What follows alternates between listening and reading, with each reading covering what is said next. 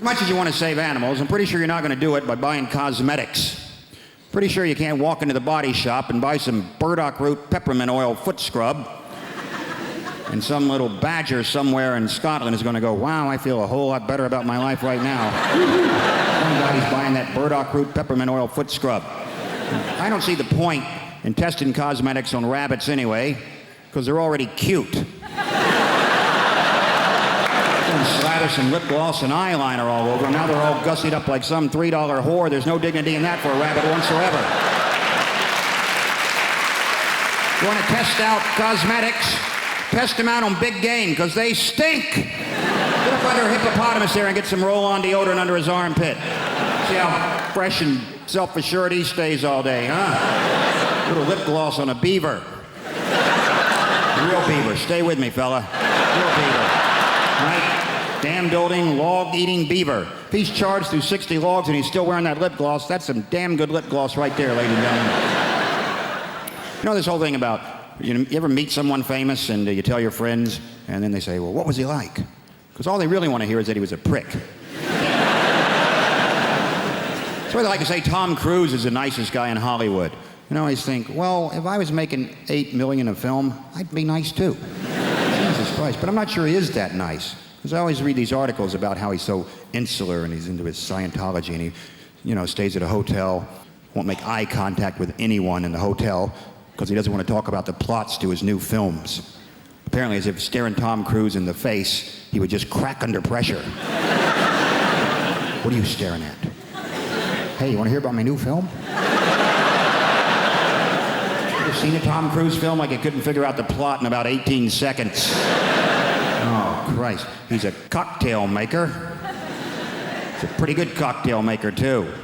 Till he has a crisis of confidence and can't make cocktails anymore. Then he meets a good-looking woman who talks him into being a better cocktail maker. A riveting piece of cinema that was. Then he's a race car driver. Pretty good race car driver, too. Till he has a crisis of confidence. Can't race cars anymore. Then he meets a good-looking woman who talks him into being a better race car driver. Then he's a jet pilot. Some of you are starting to see a pattern emerge here. Pretty good jet pilot? Yes, he was. Until he had a crisis of confidence, couldn't fly jets anymore. Then I believe he met a good-looking woman who talked him into being a better jet pilot. Then he was a sports agent. Then he was the brother of a retarded guy. He was a pretty good brother of a retarded guy until he had a crisis of confidence and wasn't so sure he was such a good brother of a retarded guy. And then he met a good-looking woman who talked him into being a better brother of a retarded guy. Then he was some kind of, I don't know what he's in now, War of the Worlds. Maybe he fights the world. And you know what? I bet he's a pretty good world fighter. But at some point he'll probably have a crisis of confidence. You'll meet a good-looking woman who convinces him it's okay to fight the world. Could be a Scrabble player for all I care. He's a pretty good Scrabble player. Till he draws all vowels. Has a crisis of consonants. And he meets a lovely Welsh woman who teaches him a lot of words he's never heard before. I don't know about you guys, but I feel like it's too expensive to be dating right now in this economy, man. All my go-to moves for dating, I can't even afford them no more. I'm pissed off, I used to do the Netflix and chill. That was my go-to move, but that subscription is too much right now. I can't afford it, okay? If I had to downsize, I tell girls, baby, we're gonna have to Wikipedia and chill. That's my new move right now. That's where we read the plot of the movie by candlelight. Take it or leave it. Also, bring your phone. We're using your data, by the way. You better be on gift gaff. As you go, you gotta go. Those are the rules, There's consequences to that, though. I had a girl break up with me just because I didn't have money, and she got a new boyfriend. He's a nice guy, I know, because I stalk him online sometimes. He's a really nice man. Treats my girl really well, he really does. He buys her expensive handbags and things like that, and that's when I realized I can't compete, man. I can't compete with that.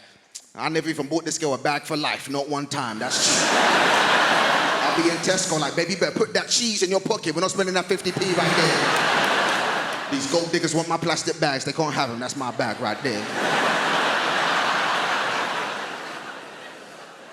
I'm not a big fan of social media, man. I'm really not. Because I feel like with social media, when you break up with somebody, you can see what they're up to online. I don't like that. I prefer in the past where you broke up with somebody, you could just lie to yourself and pretend that they were still unhappy. That was a good era. I like that. You just lying to yourself. You be like, man, she probably missing me all the time. She probably sad, you know. Now you just go on her Instagram and you're like, oh no, she 100% made the right decision. Good for her, man. I haven't seen her smile like this in years. In fact, she's thriving. She's got 3 bags for life in 1 photo. She leveled up for real, bet. Congratulations to you, baby, you know. Do you know, when it comes to dating, I feel like the most important thing is finding somebody that you're compatible with, someone you have that connection with. For example, I used to date this girl, me and her got on really well, but there was a problem, and that was she liked dogs, right? Don't get me wrong, I like dogs too, but she liked dogs too much, you know? She liked dogs too much. She used to kiss her dog. That was weird, you know? I don't even know what was weirder. Was it the fact that she would kiss her dog, or the fact that when she did, the dog would make eye contact with me the whole time? That's a weird power play. I said, this dog is an alpha. I don't feel safe in this relationship. This is a toxic masculinity dog right here. I gotta go. I caught that dog listening to Andrew Tate. I said, I'm out of here. I can't do this no more. I've been reading up about that. That's the new thing, toxic masculinity, man. You know, I keep hearing women say men are trash. You know, I don't think anybody's asking the important questions. Are they recyclable? I feel like that's the kind of stuff we gotta ask. Can we make this toxicity carbon neutral? Maybe, I don't know, you know. I like to think I'm a good guy, but even as a good guy, I make small mistakes sometimes, innocent mistakes. You ever been in that situation as a man, a really awkward situation, you're walking home late at night and there's a woman in front of you and it's dark and there's a lot of tension in the air. You can feel the tension, right? Obviously, I can understand why the woman's feeling tense, but I'm feeling tense too, okay? I'm a good guy, I just want that woman to relax, we both go about our day. But apparently, it makes it worse in that situation if you shout out, I'm not gonna hurt you. Like that makes the situation more tense. Sometimes they run faster when you do that. Don't do that, guys. Don't jump out of bush and do that. Women don't like that, okay? One time I was walking behind this woman late at night. I know it sounds like there's a pattern emerging. I'm not doing this on purpose. I just walked off the night bus at the same time. It's unfortunate, you know. But I'm walking behind this woman. I was like, I don't want to make the same mistake from last time, shout something out, do something dumb. So I thought it'd be a good idea if I did something non-verbal to help put the woman at ease, okay? I thought it'd be a good idea if I started whistling at night because I thought that would make the atmosphere more jovial. No, it doesn't. Makes it way creepier to my surprise, actually. Especially if you're like me and you don't even know how to whistle properly. So then you're just a guy who's blowing in the wind in the dark real slow, like. Look like a creepy dinosaur, you can't do that. You do a thing in the UK called pre-drinks. Pre-drinks, all right? Some people call it prinks, because they don't even have time to pronounce the whole word before they get on it, all right? Pre-drinks, I had no idea what it was. I had to ask my friend. I was like, Di, what the hell are pre-drinks? He said, Ignacio, it's great. We drink at home before we go out to go drinking.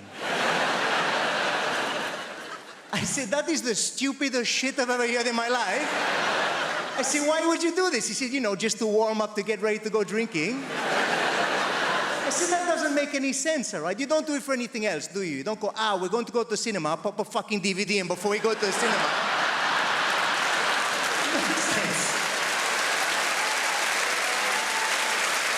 Just fire up the old Netflix and do shots of popcorn. Is it made before we go down to the cinema? Craziness. Everything revolves around booze, okay? People in this country start drinking around about 13, 14 years of age. Does that feel about right? 13, 14. Some of you, depending on where you're from, younger, some of you older, all right? I get that. But I came over, I visited as a teenager, and I found out the way it works, all right? I was trying to fit in, and they were like, right, what we're gonna do, we're gonna go down drinking in the park, all right? We're gonna go drinking in the park as teenagers, all right? I was like, right, they go, right, we're gonna steal booze from our parents, and we're gonna go down the park, all right? I was like, okay, no problem. So I showed up to the park, all right? Feeling like Jason Bourne or something in my backpack, I think. Pull out the stuff, all right? What's in there? They were like, what the hell is Rioja?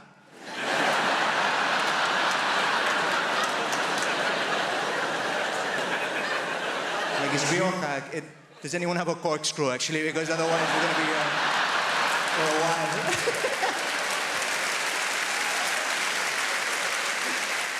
The thing is, like, kids do that, and if they can't steal the booze from their parents, what they do is they'll stand by an off license, all right? And they will wait for somebody to walk past who looks just dodgy enough, but not too dodgy, so they can offer them money and go, hey, can you go in the shop for me and pick me up some beer, some vodka, whatever, we can go down drink in the park, and that person will go get the cash, and then you go there, you get shit-faced as teenagers, it bonds you, okay? It brings you together. At least that was my experience, okay, back in the day. But times have changed, all right? I went to back where my mother's from, okay? My mother's from a little town in Wales called Pontardawe, all right? Don't know if anyone's heard of it, tiny little town, Pontardawe.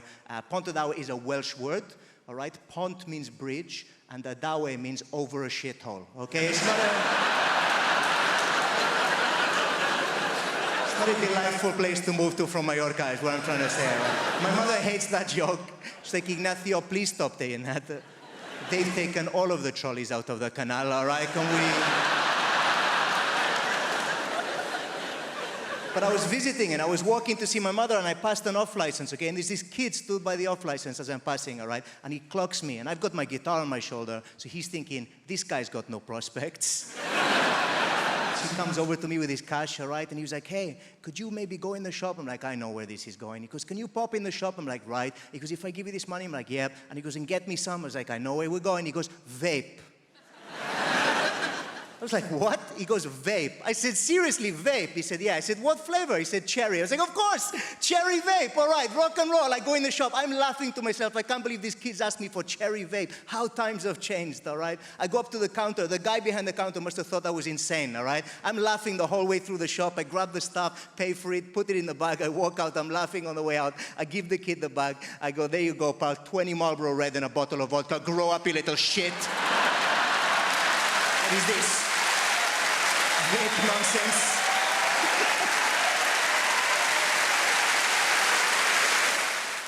All of the parenting stresses me out. All of it. Like right from the beginning, when you're pregnant, you've got to think of a name for your kid. You're like, right, we're going to have to name it. That's tradition. Going to have to give it a name. And it's hard to think of a name for a kid because that's their name. That's going to be their name all their life if it pans out. And I'm an indecisive person. I struggle to think of passwords for websites, and you get help for that, don't you? Like, oh, no, weak. And names go in and out of fashion, don't they? Some names, they can be in fashion, but they don't come back in. We all know those names. And I tell you a thing that's back in fashion now, and I find it fascinating, is virtue names, right? That is back in fashion, those virtue names. It's a sort of Victorian notion that if you name your kid after a virtue, they might live up to that virtue. But that's risky business, isn't it? That's hubris. I wouldn't risk it. You could call your son Victor. He could end up a bit of a loser. Ernest, he could become a bullshitter. Grace is an ever popular name. I wouldn't risk it. You could call your daughter Grace. She could end up a sort of galumphing oaf. Sacking her head on low beams. Falling into crockery at dinner parties. You'd be like, oh, come on, Grace. Do your laces up, babe. Stop farting. Prudent, she'll end up lip deep in debt, won't she? Chastity. Although my son is called Frank. Someone said to me, you've done it, innit? You've called your son Frank. That's a virtue. To be honest, to be above board, to be trustworthy. I was like, oh, shit, never thought of that. He'd end up an estate agent now, isn't he? He's funny, Frank. I think he's funny. I would say that, wouldn't I? Because I'm his mum. He's not funny. My child's funny. Tell a joke. Look at 774 pictures of my child.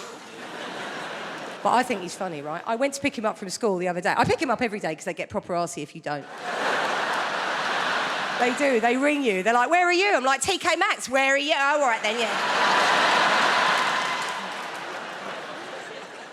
So, yes, I went to pick him up from school. And I was late, and I wasn't being very laid back that day. I was running a bit late, a bit stressed. I had my eldest with me. I had my mate's 2 kids that were coming back for tea. I thought we'd just get him and go. He's in reception. I was like, right, we'll just get off, yeah?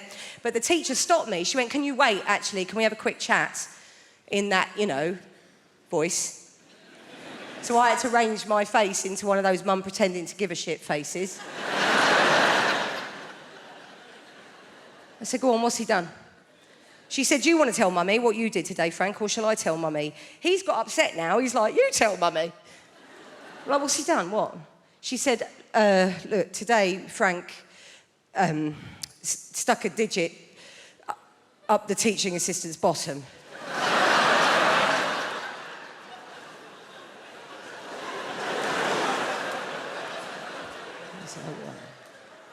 That's not ideal, is it?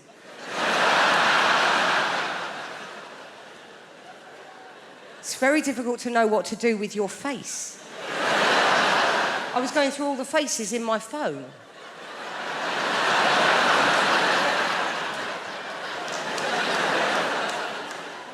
She said, we've talked about bodies, haven't we, Frank? And areas of bodies that we respect. I thought now would be a really bad time to go,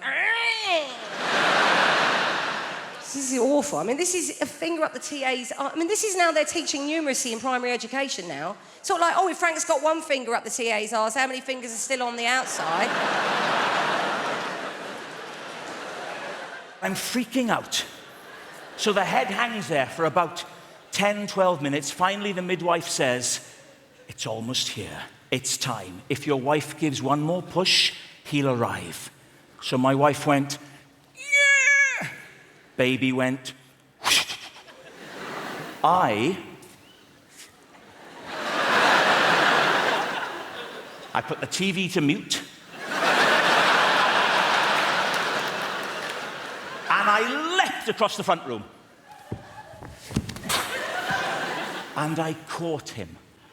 And I was the first person to make contact with our son. He was a little boy out, and he was there in my hands, all warm and new. And it's one of the most overwhelming things you will ever do. And I tell you now, I was in pieces. I was in floods of tears. My wife was crying. The midwife was crying. And your mind just becomes a mush. I mean, to this day, I can't explain why I did, what I did, next. It was so emotional. Maybe it's because I'm Welsh, I don't know. But I went...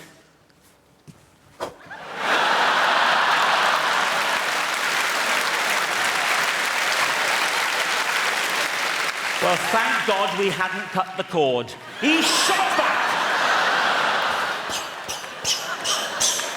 It was Junior Bungee. He ended up lying on the floor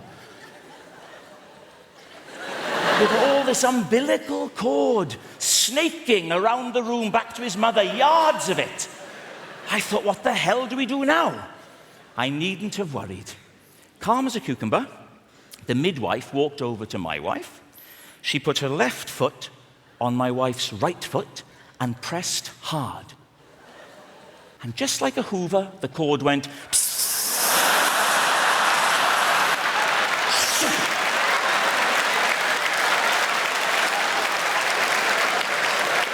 that's why we called him Henry.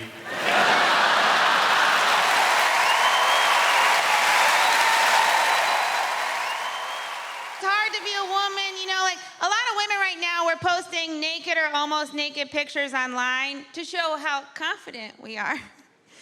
And in all the comments, other women will be like, you are so brave.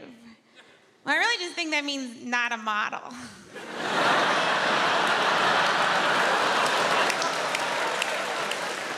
it's not brave. There's no soldier looking down at that picture being like, oh, what a brave lady. You know, a man posts a naked picture, he just loses custody of his kids. And if showing your weird body's brave, then the guy that masturbated in front of me on the subway is very brave. Because he had a real weird body.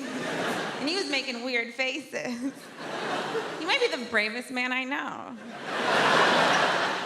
But that's the thing, we're supposed to care so much about our bodies as women, you know? And there's even campaigns that we should love our bodies and be confident in our bodies. Or we could just stop caring about it. Because you know who doesn't care about their bodies? Men. You know what men are? Successful. Men are presidents, men are CEOs. You've never heard a CEO go, I want to get profits up and keep costs down and love me for me. 3 p.m. we're gonna have a meeting about how I can accept the fact that I have my mother's thighs. You know who should care about their bodies? Men. You have weird bodies, men. You're gross. Your balls are gross. I've never seen a guy be like, oh, I can't wait to get his pants off and see that weird bag of stuff between his legs. What is it? It's like when you go to a haunted house and you stick your hand in a jar, you're like, please be grapes. Balls seem like a real god whoopsie. It's like when you're putting together furniture and you got a couple leftover screws and you're like, well, those were supposed to go somewhere. I guess I'll hang them from a satchel. Even the name sounds like a mistake. What are you gonna call him? Scrotum. Okay. This is how you knew God didn't care about balls at all. Everything else important, he covered in bone. Balls, he was like, let them fly. You are so lucky we get our faces near them. If a woman puts your balls in her mouth, you should pay her a lot of money. And not in like a prostitute way, and like a, I don't know how else to say thank you. This is a very nice thing you just did to me. And you didn't get any pleasure out of it. There's not a single woman that's like, that's what does it for me. You were more of a saint than Mother Teresa for that. There's no way she ever did it. Career is over. I have to put paint on my face just to leave my home. And you guys get to walk around those wrinkly, dangly bags of crap. You should have to put makeup on them. Or at the very least, googly eyes. I don't know if that'd be better or worse, it'd be fun. He's happy, he's sad. He lost his boner. You guys get away with calling our boobs saggy. Your balls are saggy. You should wear a bra. And you make it fancy.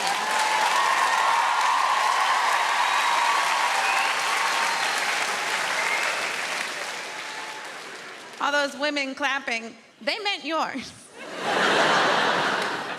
I grew up in Dudley, in the West Midlands. Yeah, a lot of people grow up there because that's the only thing there is to do. What are you doing? Growing.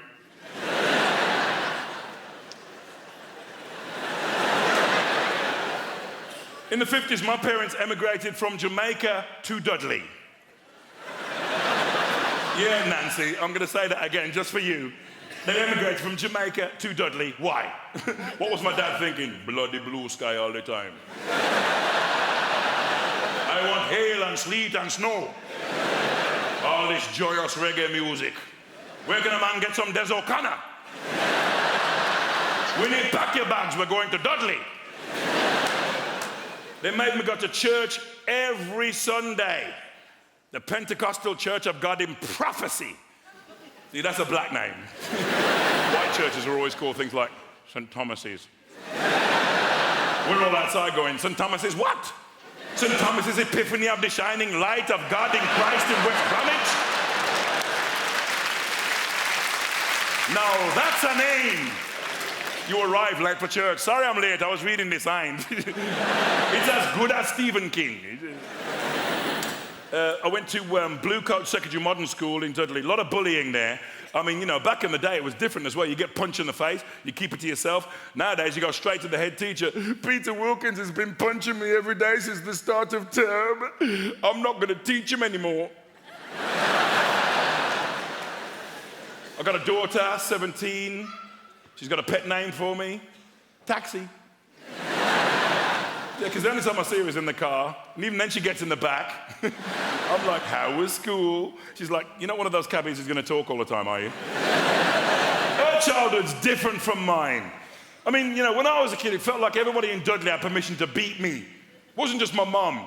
You know, I'd be mucking about in the street, suddenly, bam, Mrs. Fearon from number 14 slapped me around the face. Then she'd drag me to my house and tell my mum, Mrs. Henry, I saw Len misbehaving in the street, so I beat him for you. Do you know what my mother said to this woman? Thank you very much. I have 6 other children, help yourself anytime. We made a documentary in Dudley about my mom last year. My brother Paul said this on camera, no word of a lie. Len, when mum used to beat you, we used to think it was really funny. Bastards! Where's the the solidarity in that. I'm getting my arse tore up, they're eating popcorn, they've pulled up chairs. Oh, it's not as funny as last week. Mom, work the ribs now, work the ribs. Mom, Ali Shuffle, remember? Ali, Boombaye. Mom, like Popeye, remember? Febida, febida, febida, febida, febida. When Mom used to beat me, she always said the same thing. I'm not doing this for me, it's for your own good. What parents are insane? I'm not doing this for me, it's for your own good. All the white people, what kind of parenting is that? Lamar's like, yeah, me too. Oh, man. You know what I'd like to see on television? Jamaican Super Nanny. Beat him if it's been bad, beat him if it's been good. Beat him to show how much you love him. Beat him till your arms hurt so much. You have to beat him for making your arms hurt so much. She wouldn't mess about, would she? All right, no. This is what I call the naughty cheer. What's that for? You pick it up and you beat him with it. I'm not doing this for me, it's for your own rotten good. I grew up loving trains, right? But there's one thing about the trains, other than the fact that I want them to run on time, that I really need them to change, right? And it's this announcement that goes, see it, say it, sorted. Have you heard this? Now, for those that haven't, see it, say it, sorted is an announcement on trains, which basically means if you see something suspicious, call the British Transport Police. But we all know what they really mean by suspicious. If you see a brown bloke with a rucksack, give us a fucking call. Now, I've never liked See It, Say It, Sorted, because for a start, it just raises fear and suspicion constantly. Second, it doesn't get to the heart of the issue, what they really want us to do, which is racial profiling. And third and most importantly, See It, Say It, Sorted doesn't bloody rhyme. Now, this upset me. I said, right, I've got to come up with some alternative options to reflect the reality of the situation and make it a bit more linguistically appealing, right? So I've come up with two options to replace See It, Say It, Sorted. By way of cheer, you can tell me which one you prefer, okay? So option number one to replace See It, Say It, Sorted. Seen a muso? If so, let us know. Average? Okay. Option number two. Don't be wacky, reporter.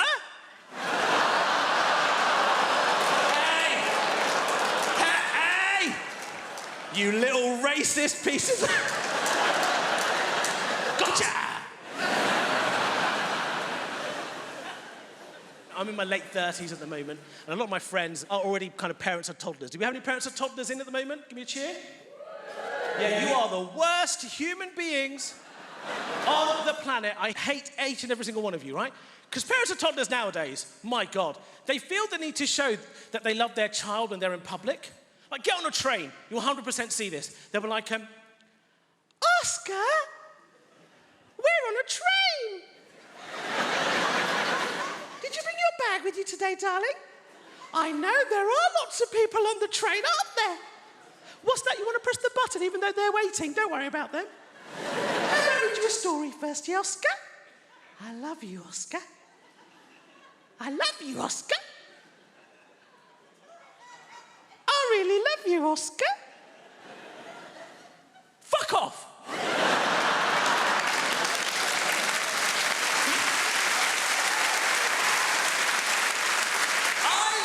Understand and assume that you love your child. I don't need to see this performance parenting. Now, I don't have any children. I've got a little nephew. When I get my nephew along, I think to myself, I don't want to miss out on the opportunity to be a complete dick in public. So I get my nephew, I sit him down, I say, hello, Ali. We are on a train. Did you bring your rucksack with you today?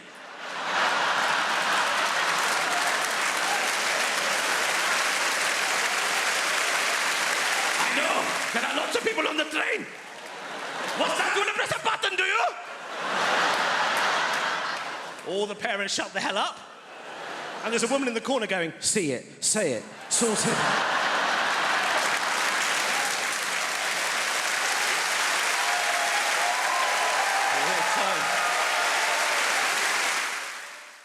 I've got the memory of an elephant. I remember one time I went to the zoo and saw an elephant.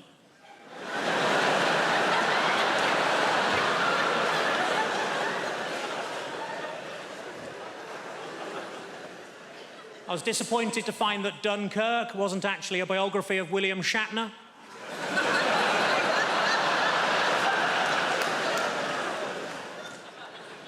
I accidentally kicked my dog early and it bit me on the bollocks. My mate said it's karma. I said, no, if anything, it's even more angry.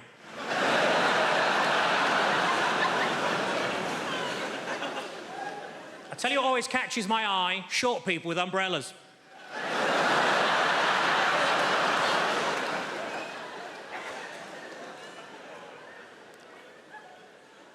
I put on a lot of weight, so I rang up Weight Watchers. I said, it's an emergency, can you send somebody round? And they said, yes, we can, we got loads of them.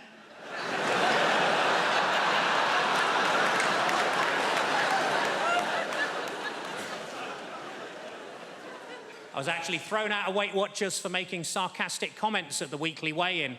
As you can imagine, I accepted the decision with huge grace, because they threw her out as well.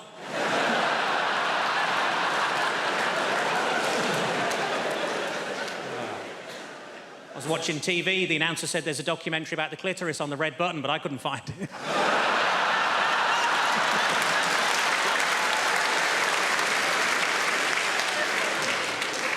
I was in a fancy lingerie shop. I said, are these knickers satin? He said, no, they're new.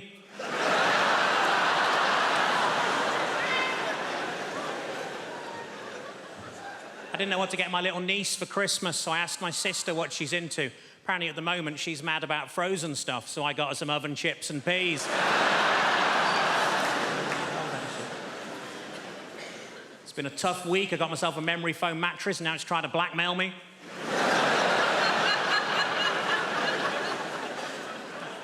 As a child, I was made to walk the plank. We couldn't afford a dog.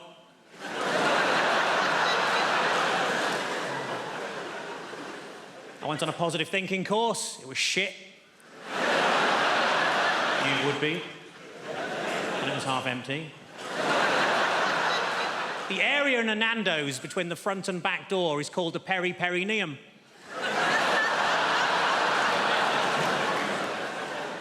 What I like most about that joke is that people who know what a perineum is usually haven't heard of Nando's. Ironically, there's only a very small overlap between the two. The doctor told me to lose some weight. I said, how? He said, don't eat anything fatty. I said, what, pies, chips, that sort of thing? He said, no, just don't eat anything fatty.